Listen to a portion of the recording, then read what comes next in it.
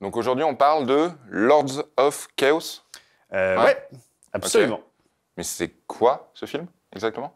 Bah, imagine le clash Booba contre Karis, mais dans les années 90, et à la place de 2 rappeurs, c'est des membres d'un groupe de black metal.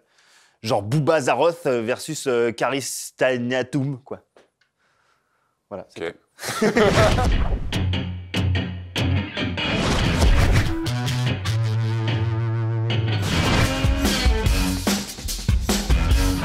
En 1997, les auteurs Didrik Söderlind et Michael Moynihan publient Lords of Chaos, un livre dont le grand public se fout à peu près, mais qui crée un véritable chamboulement chez les fans de métal et plus particulièrement les fans de black metal. 20 ans après, le livre est tellement fou qu'il est en fait passionnant pour n'importe qui, même pour la 20th Century Fox et Scott Free, la société de prod de Ridley Scott, qui ont décidé d'en faire un film. Lords of Chaos raconte l'histoire de l'émergence du groupe Mayhem dans les années 80 et 90 en Norvège et de toutes les polémiques et sales histoires de crimes qui entourent les balbutiements de cette scène musicale extrême. Mais comme les images parlent mieux qu'un long pitch, voyez plutôt.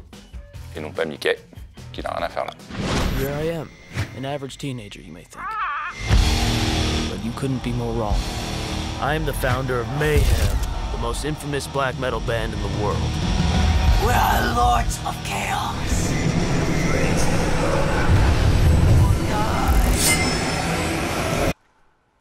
Do it. Pull the trigger!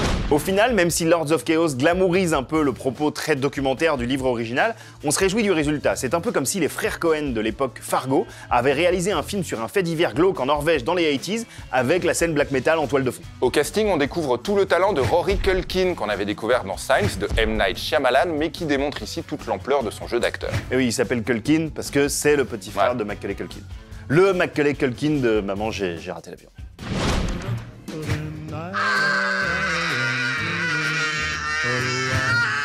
Au générique, on retrouve également Emory Cohen, l'une des seules bonnes raisons de mater la série The OA, dans le rôle du très controversé Varg Vikernes, leader de Burzum, et mec pas vraiment fréquentable dans la vie.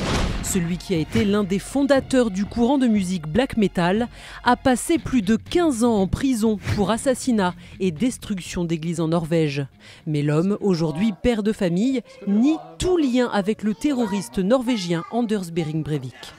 Ce qui est fou dans cette histoire vraie, c'est qu'on pourrait presque croire à une tragédie antique, à une pièce de théâtre baroque fatale. Le film, réalisé par l'ancien batteur du groupe Bathory, qui fut d'ailleurs l'une des influences musicales majeures des personnages qu'on découvre dans le film, ne sont pas du tout iconisés ou présentés comme des mythes. Au contraire, on est face à une bande de jeunes mecs un peu paumés, qui ne savent pas vraiment ce qu'ils font, mais qui sont allés trop loin pour faire marche arrière. Le film est un thriller, donc évidemment c'est parfois glaçant, mais c'est aussi vraiment très drôle, et la réalisation prend toujours le recul nécessaire pour ne laisser aucun doute aux spectateurs sur le fait que ce qu'ils voient n'est jamais cautionné.